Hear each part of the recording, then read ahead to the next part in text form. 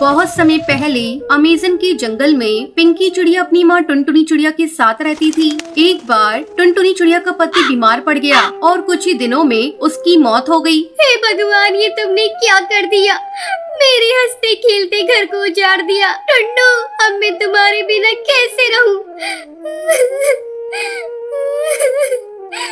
इतना कहकर टुनटुनी चिड़िया विलाप करने लगी। पास में बैठी पिंकी चिड़िया भी रो रही थी। इसी तरह कई दिन बीत गए। उनके घर का सारा राशन भी खत्म हो गया था। तब हिम्मत करके टुनटुनी चिड़िया भोजन की तलाश में जाती है। जाने से पहले वो अपनी बेटी पिंकी चिड़िया को समझाती है। बेटा, तुम घर से बाहर मत निकलना। मैं शाम तक भोजन लेकर लौटूंगी। तब तक तुम घोंसले के अंदर ही रहना। ठीक है माँ, मैं नहीं निकलूंगी। टुनटुनी चिड़िया के जाते ही हरी ताई का बेटा मिट्ठू तोता टुनटुनी के घर आता है। अरे पिंकी, चला चलकर खेलते हैं। जब से तेरे पापा गुजरे हैं तू खेलने के लिए नहीं आती है। नहीं मिट्टू, मैं खेलने नहीं जाऊंगी। मेरी माँ ने मुझे घोंसले से बाहर निकलने को मना किया है। पिंकी, तू अपनी माँ से बहुत डरती है। तू चल, तेरी माँ के वापस लौटने से पहले हम लोग खेलकर वापस चले आएंगे। और मिट्ठू तोता के बार बार जिद करने पर पिंकी चिड़िया उसके साथ खेलने के लिए चली जाती है और अपनी माँ के घर वापस लौटने से पहले खेलकर अपने घोंसले में लौट आती है। शाम को, बेटा, आज तू घोंसले में अकेली थी। तुझे कोई परेशानी तो नहीं हुई? नहीं माँ, मुझे कोई परेशानी नहीं हुई। ला, मुझे भोजन दो। मुझे बहुत जोरों की भूख लगी है। टुनटुनी चिड़िया अपनी बेटी को भोजन देती है। अब रोज भोजन की तलाश में जाती। इधर पिंकी चिड़िया खेलने निकल पड़ती।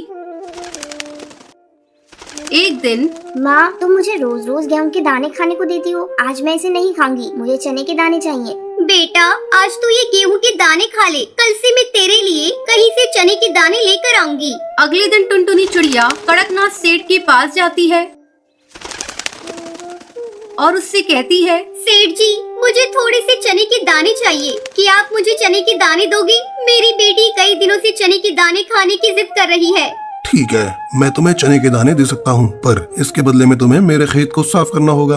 लेकिन सेठ जी, इस खेत में तो कांटेदार झाड़ियाँ उगी हुई है। मैं इन्हें कैसे साफ करूँगी? सोच लो टुनटुनी बहन, अगर तुम इस खेत की सफाई करोगी तो ही मैं तुम्हें चने के दाने दूंगा। कुछ देर सोचकर टुनटुनी चिड़िया कहती है, ठीक है सेठ जी, मैं तैयार हूँ। मुझे चने के दाने दे दो। टुनटुनी, खेत की सफाई पूरी हो जाने पर ही मैं तुम्हें चने के दाने दूंगा। टुनटुनी चिड़िया दिन भर खेत की झाड़ियों की सफाई करती है।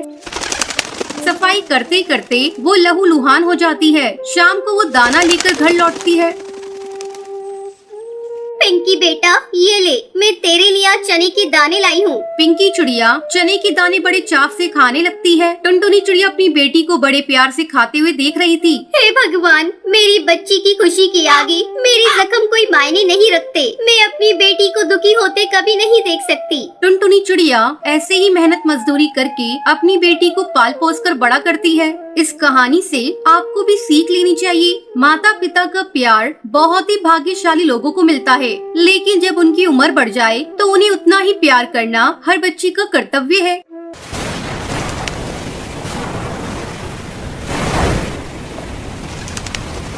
टुनटुनी अपने माँ बाप की इकलौती बेटी थी। उसके माँ बाप ने उसकी शादी बड़े ही धूमधाम से बंटी नाम के कबूतर से की थी। वो एक बहुत बड़ी कंपनी का मालिक था। टुनटुनी अपने ससुराल में बहुत खुश थी। अचानक एक दिन उसे खबर मिलती है कि बंटी की एक दुर्घटना में मौत हो चुकी है। बहू, किसका फोन है? अरे कुछ तो बोल बहू।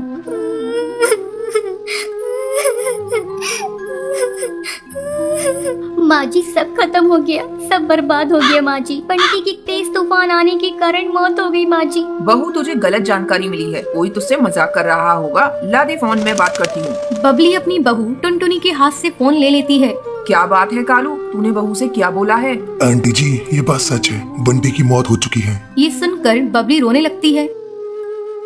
इसी तरह समय गुजरने लगता है। एक दिन बबली से मिलने उसकी बहन बेबो आती है। बहना, बंटी के बारे में सुनकर बहुत दुख हुआ। टुनटुनी बहू की अभी लंबी जिंदगी पड़ी हुई है। बंटी तो अब आ नहीं सकता। ऐसा कर तू बहू की दूसरी शादी कर दे। चाहती तो मैं भी यही हूँ बेबो, लेकिन मैं भी क्या करूँ? बहू तो तैयार ही नहीं हो रही है। जब मैं उससे दूसरी शादी की बात करती हूँ रोने लगती है। मैं क्या करूँ? मेरी समझ में कुछ भी नहीं आ रहा है। तू ही बहू को समझा। बेबो टुनटुनी की कमरे में जाती है। टुनटुनी कैसी है बेटा? अरे मौसी जी, आप कब आई? मैं अभी अभी आई हूँ बेटा। मैं अभी आपके लिए फ्रूट काट कर ला रही हूँ मौसी जी। बेटा तू मेरे पास बैठ, मुझे तुझसे कुछ बातें करनी है। क्या बात है मौसी जी? देख टुनटुनी, तेरी अभी बहुत लंबी जिंदगी है, तो मेरी बात मान, दूसरी शादी कर ले। अब बंटी तो वापस आ नहीं सकता। मौसी जी, आप ऐसी बातें मत कहिए। मैं बंटी को कभी भुला नहीं सकती। मैं दूसरी शादी अब नहीं करूँगी। देख टुनटुनी, मैं तेरे भले के लिए कह रही हूँ। तू तो जानती है ये दुनिया कैसी है। मौसी जी, मैं दुनिया के बारे में नहीं जानती। अब मैं माँ जी के साथ ही अपने जीवन को बिताना चाहती हूँ। बंटी ही उनका एकमात्र सहारा था, वो तो चला गया। अब मैं माँ जी का सहारा बनूंगी। अगर आप लोग चाहती है कि मैं खुश रहूँ, तो आप लोग मेरा एडमिशन किसी कॉलेज में करा दीजिए। मैं आगे पढ़ना चाहती हूँ। ठीक है बहू, तू जैसा ठीक समझे। मैं तो तेरे भले के लिए कह रही थी। मैं अभी बबली से कह देती हूँ, वो तेरा एडमिशन कल ही किसी कॉलेज में करा देगी। अब टुनटुनी कॉलेज जाने लगती है। एक दिन वो नोट्स लेने के लिए अपनी सहेली के घर जाती है। वहाँ उसकी मुलाकात उसकी सहेली के भाई से होती है। आप कौन है? आपको किससे काम है? मैं बुलबुल की सहेली टुनटुनी हूँ। मैं नोट्स लेने आई हूँ। बबली तो अभी घर पर नहीं है, मैं उसे बता दूंगा। वैसे आपका नाम क्या है? मेरा नाम टुनटुनी है। जब बुलबुल घर पर आती है, तब उसका भाई रॉकी उससे कहता है, बुलबुल, तुम्हारी सहेली टुनटुनी तुमसे नोट्स लेने आई थी। हाँ भैया, मैंने ही उसे घर पर बुलाया था ताकि तुम उसे देख लो और वो तुम्हें देख ले। बेचारी विधवा है और मैं उसे अपनी भाभी बनाना चाहती हूँ। कहो तुम्हारी क्या राय है? ठीक है बुलबुल, मैं टुनटुनी से शादी करने के लिए तैयार हूँ। बुलबुल अपने भाई का रिश्ता लेकर टुनटुनी के घर जाती है।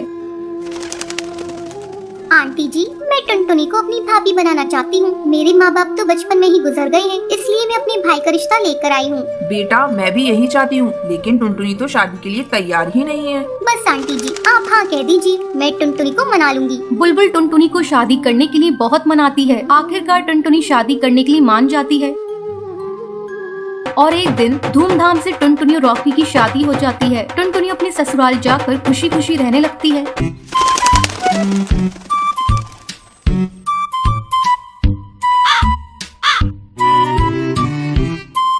एक जंगल में कल्लू नाम का एक हलवाई था। वो बहुत ही लालची था। वो कद में जितना छोटा था, शरीर से उतना ही मोटा था। उसकी तोंद बड़े मटके के आकार की थी। उसकी मिठाई की दुकान बहुत मशहूर थी। वो मिठाई बेचकर खूब पैसे कमाता था, लेकिन अपने लालची स्वभाव के कारण वो मिठाई में बहुत मिलावट करता था। मिलावटी मिठाई के दाम भी ऊंचे रखता था और किसी भी ग्राहक से ज्यादा पैसे वसूलने की कोशिश करता था। वो लालची होने के साथ साथ बहुत मीठी मीठी बातें करके पक्षियों को उल्लू बनाता था। एक दिन कुछ मिठाई लेने के लिए ग्राहक उसकी दुकान पर आए। तब उसने अपनी तोंद पर हाथ फेरते हुए कहा, आओ टुनटुनी बहन, आओ बहन, सारी की सारी ताज़ी मिठाइयाँ हैं। लड्डू, बर्फी, जलेबी, बर्फी, पेड़ा, गुलाब जामुन सब ताज़े ताज़े हैं। बोलो क्या क्या लोगे, कितना तोलूं? टुनटुनी ने कहा, कल्लू भाई, बड़ी महंगी रहती है तुम्हारी मिठाई। कल्लू हलवाई ने मुस्कुराते हुए कहा, बहन टुनटुनी, ऊंचा दाम अच्छा नाम। ऐसी मिठाई पूरे जंगल में नहीं पाओगे। पेड़े और बर्फी तो बिल्कुल शुद्ध खोए की बनवाता हूँ। कल्लू भाई, ये पेड़ा तो आज का बना हुआ नहीं लगता है। कल्लू हलवाई ने टपाक से कहा, अजी टुनटुनी बहन, ये पेड़े अभी अभी ताजे बने हुए कारखाने से लाया हूँ। खुशबू से अंदाजा लगा लो मेरी बहन। इस प्रकार से वो अपनी बासी मिठाइयाँ भी बेच लेता था। कल्लू मिठाइयाँ बेचकर बहुत पैसे कमा रहा था, फिर भी उसके मन में और लालच आता गया। उसने एक दिन खोए के एक व्यापारी से संपर्क किया जो मिलावटी खोए का व्यापार करता था। हलवाई ने उससे मिलावटी खोया खरीदना शुरू किया। उसे मिलावटी खोया आधे से भी कम दाम में मिल जाता था और वो उससे मिठाई बनाकर बहुत पैसे कमाता था। इस प्रकार वो पक्षियों की सेहत और धन दोनों के साथ खिलवाड़ कर रहा था। कल्लू हलवाई की पत्नी ने एक दिन उसे टोका और कहा, आप ऐसा मत कीजिए, ये मिलावटी खोया आपके लिए बहुत बड़ी मुसीबत खड़ी कर सकता है। कल्लू ने गुस्से में आकर अपनी पत्नी से कहा, तू मेरे काम में टांग बतड़ा, व्यापार में ये सब कुछ करना पड़ता है। एक दिन बहुत सारे ग्राहकों ने कल्लू की दुकान से बहुत सारी मिठाइयाँ खरीदी। कुछ घंटों के बाद जंगल में बहुत सारे पंछी को फूड पॉइजनिंग हो गई। जिसने कल्लू की भी मिठाई खाई, वो सभी बीमार होकर हॉस्पिटल पहुंच गए। ये खबर पूरे जंगल में फैल गई। पुलिस कल्लू की दुकान पर पहुंच गई।